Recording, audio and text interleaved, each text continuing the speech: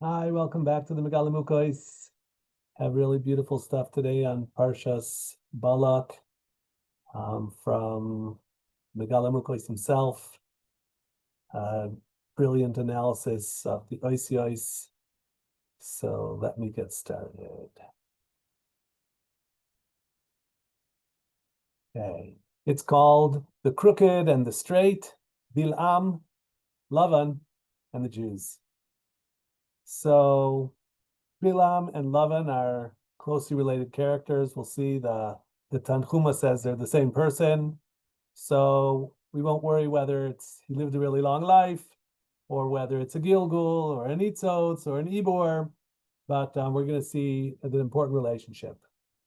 So anybody who's taken a look into Sefer Gilgulim or anybody that quotes that kind of stuff knows that there's a lot of Gilgulim from Cain and Hevel, Cain and Abel, which makes sense that Adam and Rishon and Chava, they're the only two human beings, God created them.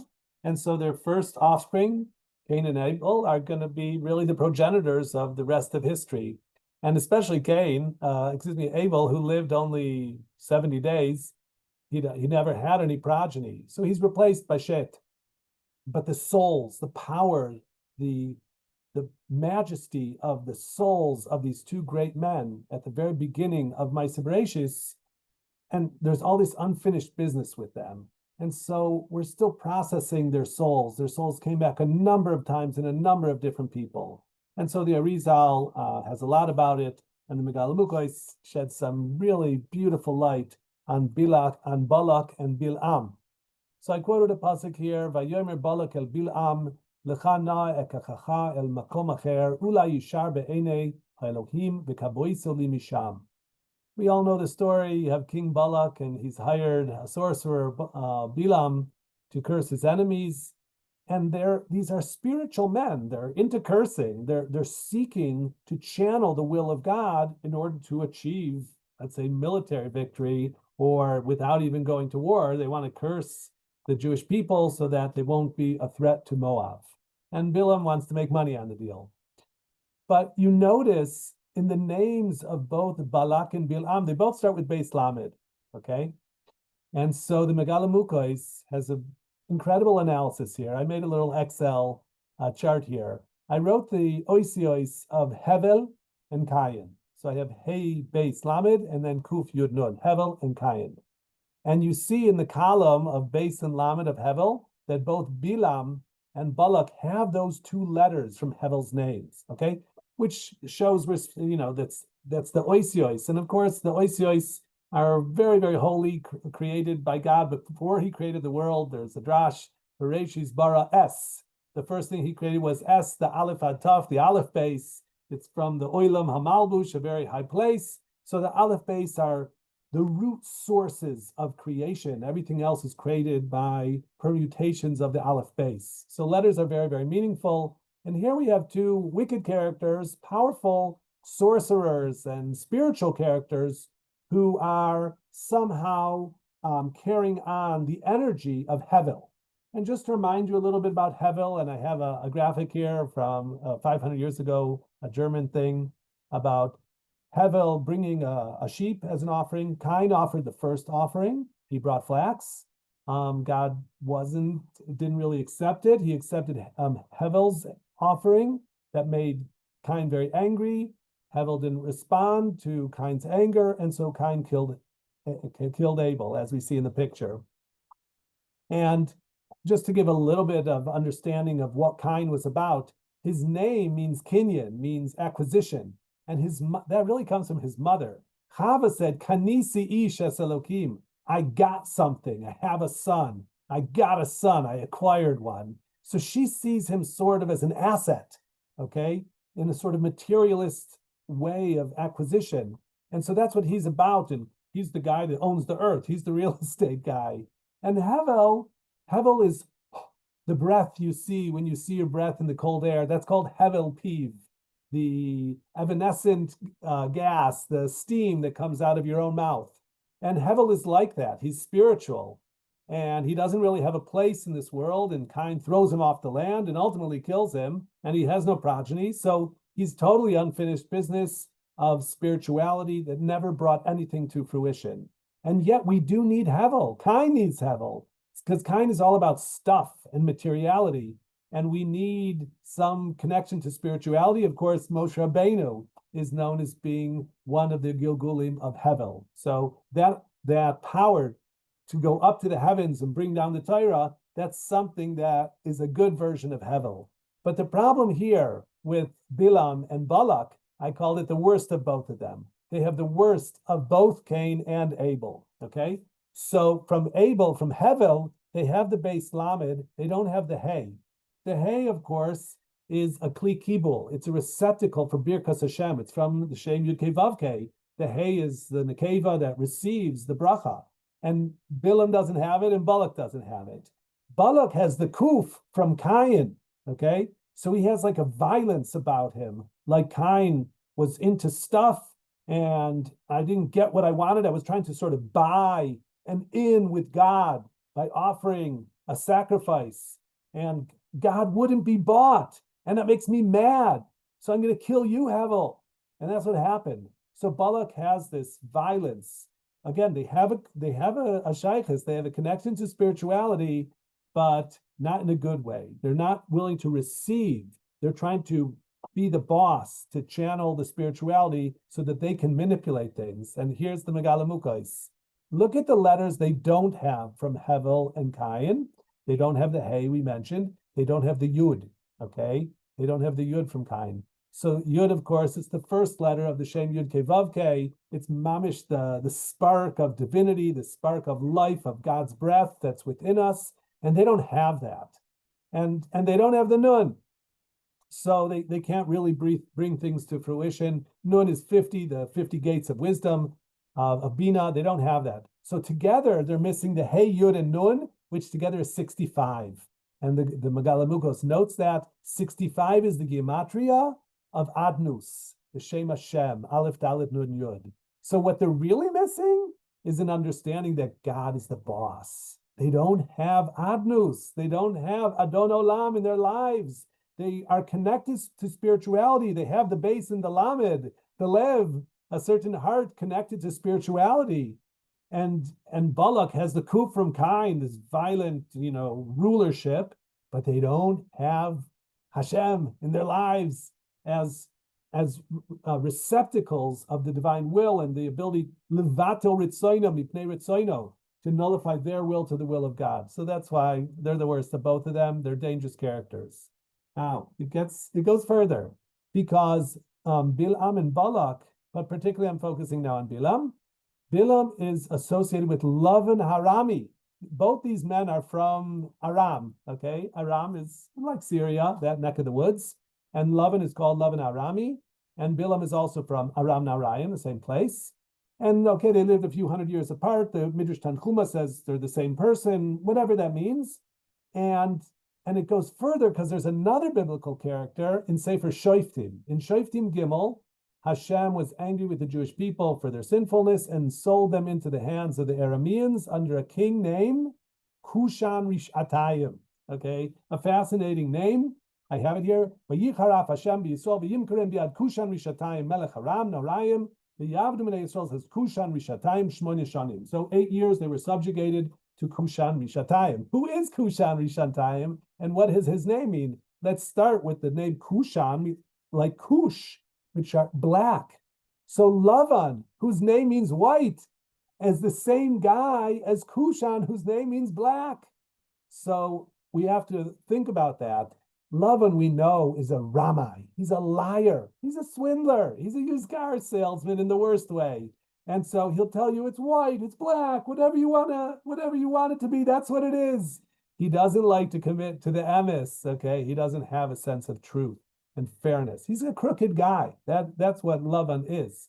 So the same person has a name both white and black, okay? Lavan and Kushan. Why is he called Rish Atayim, which means double wicked? So it's the Radak brings from the Drash in Shoftim Mahu Rish Atayim al Shnei Rish Ayot Shehershiu Aram li Yisrael. Speaking about sort of the national entity of Aram. Achal Shel Bilam, the Achal Shel Kushan. So there's a connection between our parsha, the parsha of Bilam Harasha, who is the same person as Lavan, is connected to Kushan Rishatayim. And so going back to the letters of their name, Lavan also has the letters from Hevel, right? The base and the Lamed. He has a connection to spirituality. He's from the family, right? Lavan is part of the family of Terach, okay? And he has a sister, Rivka, who marries Yitzchak Avinu, and he is the father of Rachel and Leah.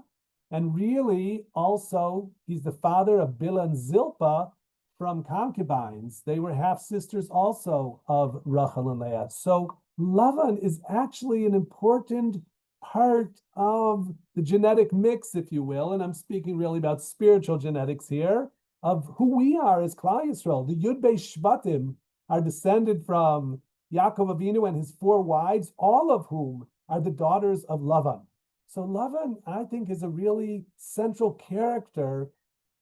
He's maybe the dark side of the family, but he's not to be ignored. And to remind you one other parsha of Lavan, it's the parsha of Gal-Ed, which he called Yagar Sahaduta, because he doesn't like to call things by their name in Lashon Kodesh, which describes an absolute reality. He likes to see everything as being relative from a subjective viewpoint. There's no fixed truths. Everything is, oh, it's my truth or your truth. So that's how Lavan is. He likes to speak Aramaic. Aramaic is the language of, it's called Targum. It's a translation of Lashon Kodesh. And so it's the beginning of subjectivity and subjective reality, as opposed to the fixed absolute reality of the oisios of the Torah. So that's what Lavan is about. He has some spirituality, but he also has this nun. This nun with the shar nun could be a very high place or a very low place. And he takes it to a pretty low place. And he has that nun both as Lavan and as Kushan, okay, whether he's white or black, but he's bringing you down.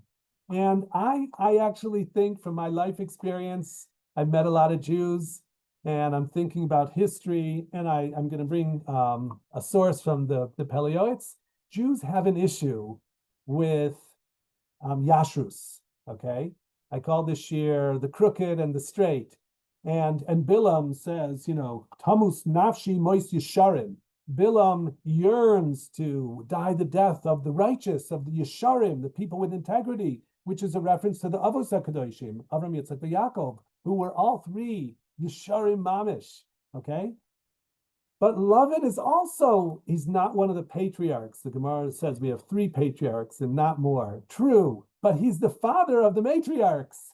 And so he has a role. And my point is that we have a challenge as Jews to stick to Yashrus and not to take the way of Lavan. Lavan looks at the Jewish family of Jacob and all the kids, and he says, Habanim banai, v'bnois bnoisai, v'kol asher taroi elihu. It's all mine. He says Klal Yisrael is his.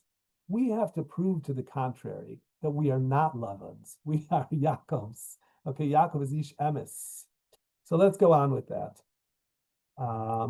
There's a word I want to share with you. It's a Yiddish word called a chitra, okay? And I learned the word originally in Russian. It's a Russian word, chitra or chitri, and it's like tricky or sly or guile, okay? And so in Yiddish, a chitra is like a knetch, a way to get something not in the straightest way.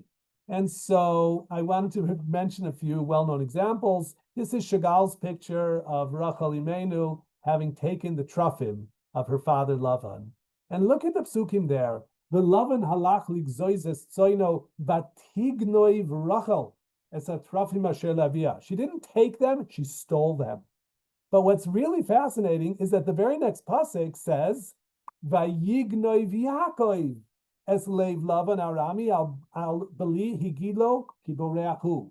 So the 2 psukim have Batignoi Vayignov, his and her stealing. Rachel stealing the trufim and Yaakov stealing the heart, which is an idiomatic expression, but it still ascribes to Yaakov Genevas Leiv Lavan. And we know that Yaakov had heard that Lavan was a trickster and he's going to try to trick him and give him Leah instead of Rachel, which he succeeded in doing. And Yaakov claimed, Achiv ani beramaos, I can match up to him in trickery. So even though Yaakov was an Ish Emes, he thought he was going to be able to match Lavan. And the pasuk here emphasizes that Yaakov, Ish Emes, stole the heart of Laban. So that's fascinating. That within the Jewish condition, even of the Avois HaYesharim, there's gneva, there is achitra, there's trickery, okay? And to carry it through with Rachel, right? She then says, when Lavan's searching for the Trafim, Vatoimer el Avia, al Yichar be'eni Adoini, kilo ucha lakum mipanecha ki derech nashim li. She says, oh, I can't get up. She puts it right in the camel's bag, and she's sitting on the camel's bag, and she says, oh, I can't get up, right? Derech nashim li. And so there's a goin which says that Avodah Zarah is mitame kenida. So when she says derech nashim li, it's really true that she's tmeya like a nida because she's sitting on an idol of Avodah Zarah.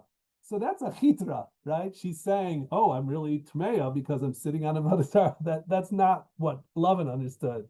So I'm talking about using the emes, and of course, one of the most famous examples of that is Yaakov Avinu when he says, Anoichi Esav b'chorecha, etc. That came from Rivka. Rivka engineered what we might call, right, Esav screamed, Sa'aka, Mara Gedoyla, the Yakveni Ze Pa'amayim. Yaakov was crooked in a certain respect, and he tricked me out of the brachas of Yitzhak Avinu. So to remind you what happened, Batoimer lo imo alai kilaska b'ni achshma bekoli melech kachli. So Rivka, of course, is the sister of Lavan. She also is acquainted with Pitri, with being sly, using guile to get what you want. Like Yitzchak was lichara fooled. He was a yashar, and there's debate about exactly how it worked. Did they make up a plan? Whatever it is. My point is that Rivka engineered this to happen. Yaakov hesitated. He was ish emes. It was very uncomfortable for Yaakov to go through with this, but he knew he needed to do it, and so he did it. And Rivka encouraged him that Shma Bekoli, that's like Ruach HaKodesh. I'm telling you that I know what is right here, and you need to do that. And so, of course, that is what Yaakov did, and essentially stole the brachas of Esav.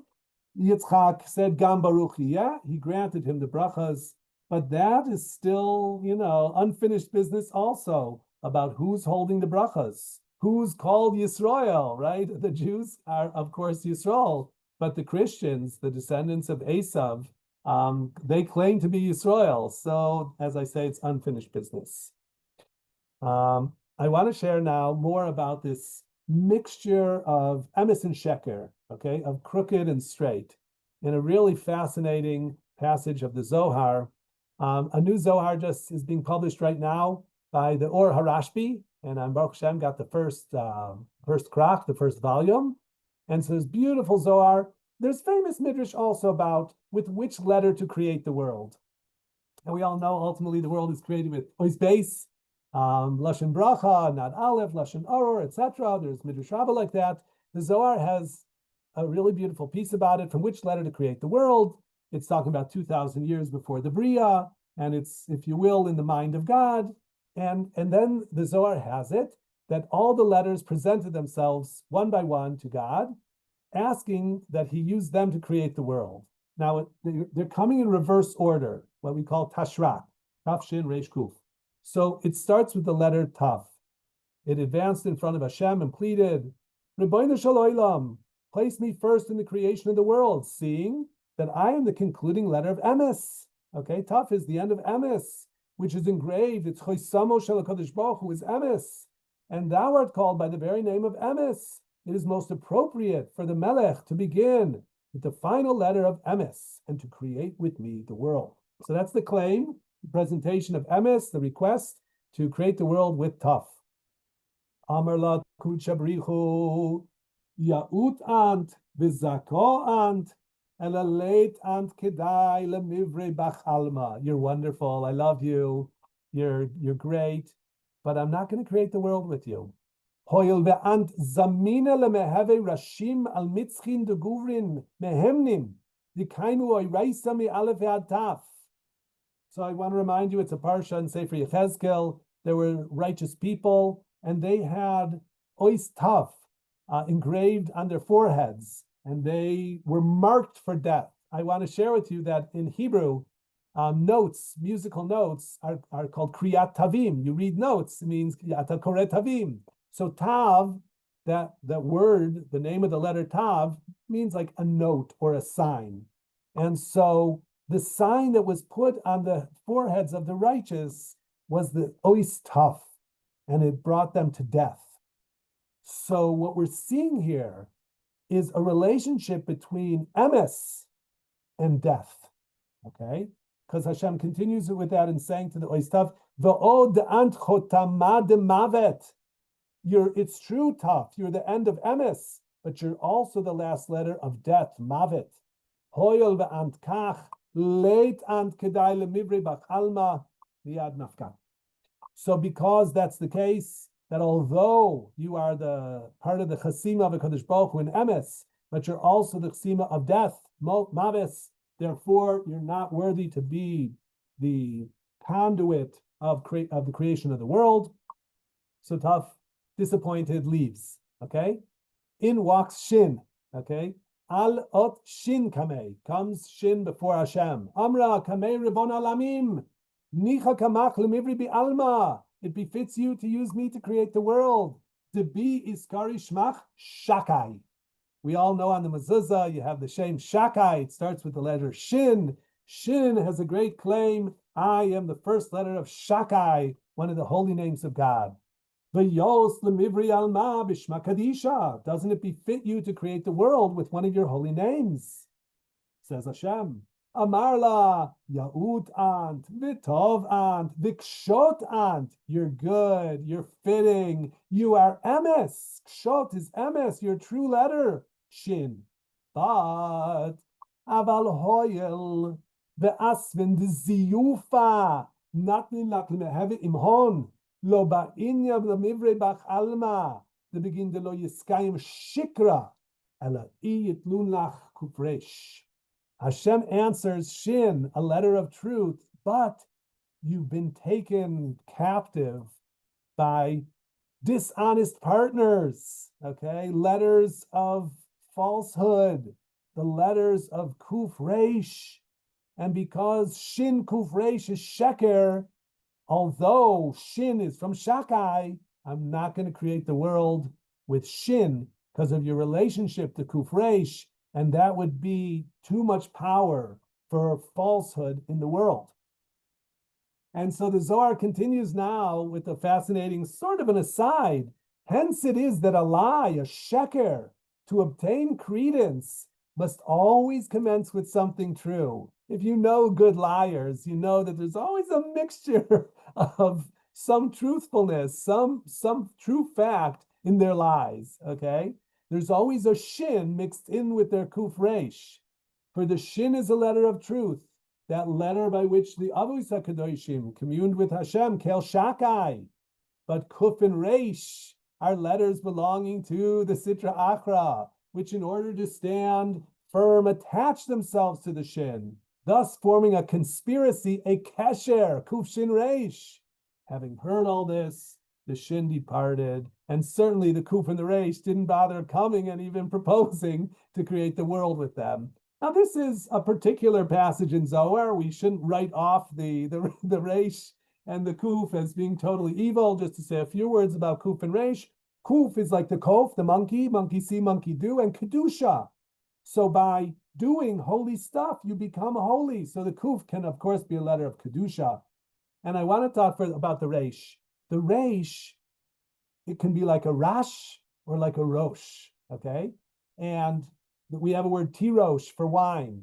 If you know how to use wine, wine can, be Misameach Lev Anashim, it can make you happy, and Ata Olel Rosh, and you're big, you get a Moiking de Gadlus through the Tirosh. But if you let alcohol become your master, so you become a Rash, it impoverishes you, and alcoholism can destroy. And look at the Shem Yisrael, okay? Yud Sin Reish Aleph Lamed. So Yud Shin Yesh Reish Aleph Lamed Al. So the name Yisrael, we Ashreichem Yisrael. Bizman shetam oisim retzono shamakom ein kol uma v'lashen sholetes bahem. When the Jews are doing the right thing, nobody has power over them. Things will go good for the Jews when we're doing things right. We'll be the Rosh. The Reish will be the Barosh. But im ein oisim ritzono shel makom, but if Klal Yisrael's not oisim ritzono shel makom, then the reish will bring them down l'rash, and instead of being yesh, it will be al, no. Okay, so Shem Yisrael has in it yes and no, and it's like a scale, and in the middle of the scale is the reish, which can be rosh or rash. So again, there's complexity here, and these are the building blocks of creation. But for our purposes today, we're talking about emes and sheker, okay? And shin, which the Zohar says in ois emes, but Hashem's not using it to create the world because it's connection to sheker. And I remind you, when Hashem was ready to create man, there was a debate in Shemayim, there was a kat, there was a group of angels said, don't create man, he's full of sheker. And so emes said, don't create him. Hashem threw the emes down and put it on the earth. For our purposes, and what I want to conclude with, is the idea that the Avos HaKadoshim, who were mamish yesharim and totally dedicated to the emes, needed to make a shidduch with Lavan, okay? And so Lavan gave something to Klal Yisrael, and Rachel and the Gnevas Atrafim and Yaakov ganav et libo. So we don't want to be used car salesmen in the bad sense, but we see here that too much emes can just be death, okay? So life includes, we know it's mutter l'shanois mipnei hashalom, okay? In order to maintain peace, you're allowed to tell a white lie, okay? So I'm focusing on the complexity of this world, that we seek the emes. Pinchas Mikoretz, a descendant of Megal Mukais, and from our family, my shver is directly descended from Pinchas Koretzer, and he said to say, midvar sheker tirchak, zogin aligin, to say a lie, it's like nivel peh, it's disgusting to lie, okay?